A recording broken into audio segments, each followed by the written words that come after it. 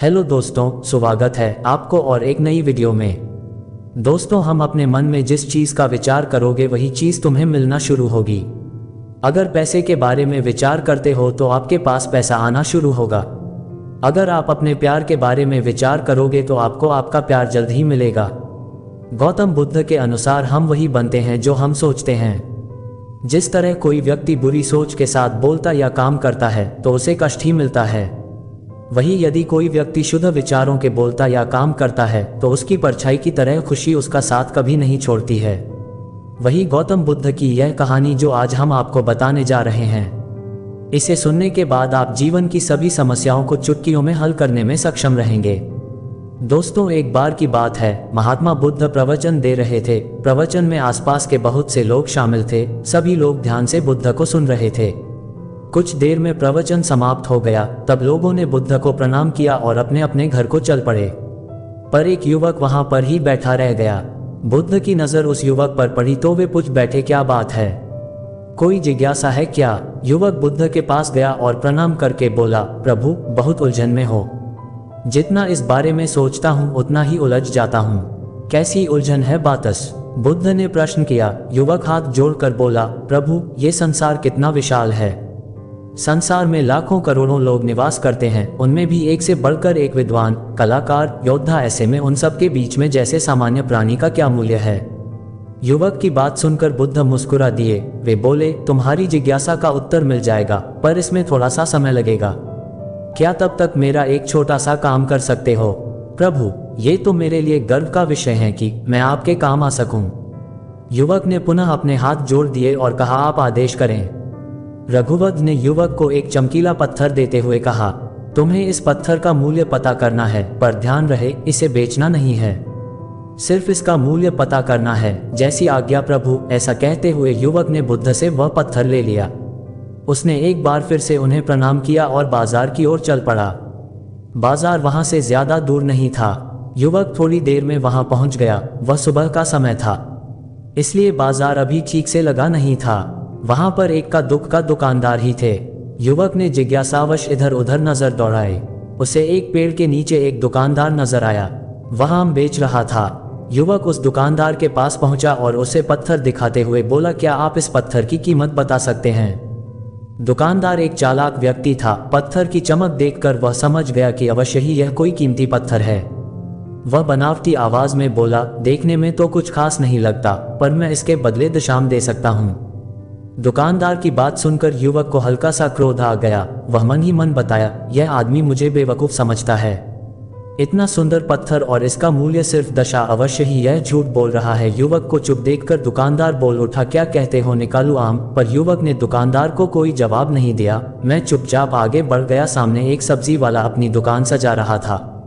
युवक उसके पास पहुंचा और उसे पत्थर दिखाते हुए उसका मूल्य पूछा। उस पत्थर को देखकर सब्जी वाले की आंखें खुशी से चमक उठी। वह मन ही मन सोचने लगा, ये पत्थर तो बहुत कीमती जान पड़ता है। अगर यह मुझे मिल जाए तो मजा ही आ जाए।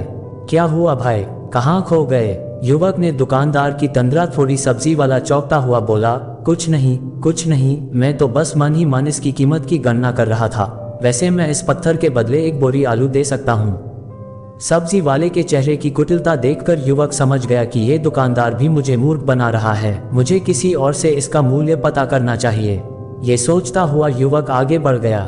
सब्जी वाले दुकानदार ने युवक को पीछे से आवाज लगाई, क्या हुआ भाई? अगर आपको यह मूल्य कम लग रहा है तो बताएं तो सही, मैं इसे बढ़ा दूंगा। पर युवक ने उसकी बात पर ध्यान नहीं दिया।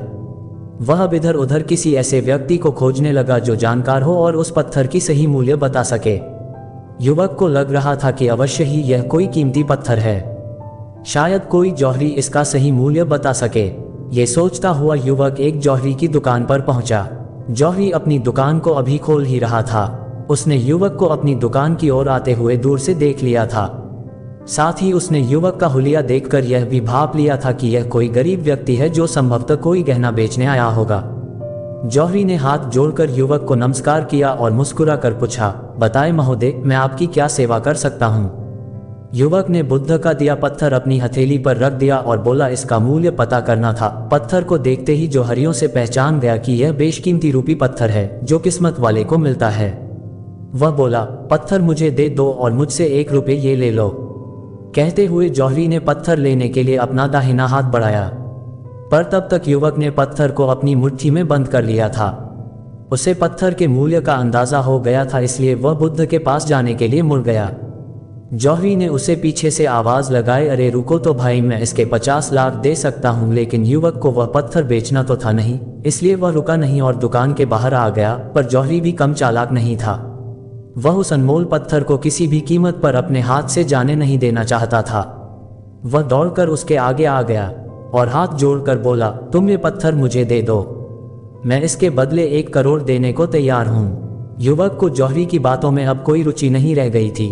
वह जल्द से जल्द बुद्ध के पास पहुंच जाना चाहता था, इसलिए ना तो वह रुका और ना ही उसने जौहरी की बात का कोई जवाब दिया।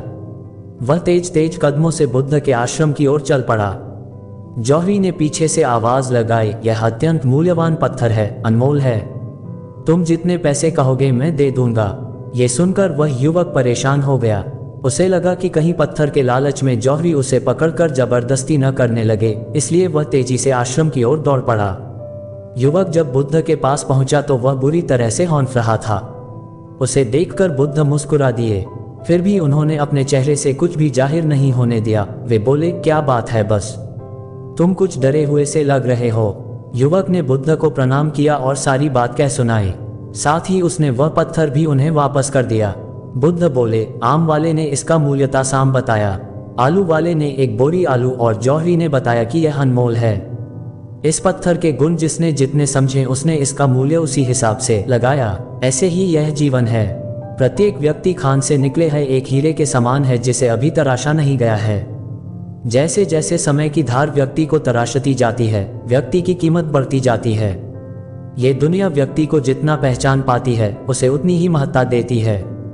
कहते हुए बुद्ध एक क्षण के लिए रुके, फिर बोले, किंतु आदमी और हीरे में अंतर यह है, हीरे को कोई दूसरा तराशना है और व्यक्ति को अपने आप को स्वयं ही तराशना पड़ता है। और जिस दिन तुम अपने आप को तलाश लोगे, तुम्हें भी तुम्हारा मूल्य बताने वाला कोई ना कोई जौहरी मिल ही जाएगा। गौतम बुद्ध उस लड़के को ये सीख देना चाहते थे कि जो इंसान अपने मन में खुद के बारे में विचार करता है, वह व्यक्ति उसी के समान बनता जाता है। किसी इंसान को अगर दुनिया की किसी भी चीज से सच्चे मन से लगाव हो तो वो इंसान उस चीज को प्राप्त कर लेता है। वही जो इंसान अपनी मनचाही चीज को प्राप्त करने में असर था, उस इंसान ने अपने मन में सच्चे भाव से उस चीज को चाहा नहीं होता है वही।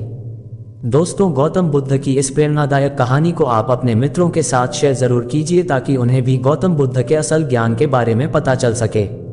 नामो बुद्धाय।